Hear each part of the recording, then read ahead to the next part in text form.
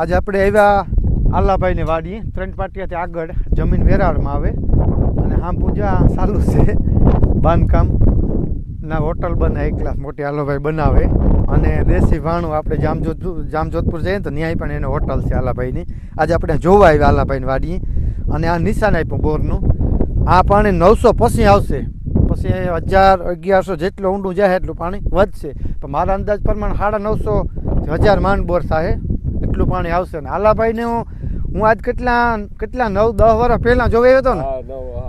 હા 8-9 વર્ષ પહેલાં એનું આપણે આ કયું ગામ જામવાડીમાં જોવા આવ્યો હતો. હજી નંબર રાખ્યા હતા 8-9 વર્ષથી આલાભાઈ નંબર હેચવા હતા. તો આજે આ આલાભાઈને આપણે નિશાન આપ્યું અને 900 થી 950 ફૂલ પાણી આવી જાય.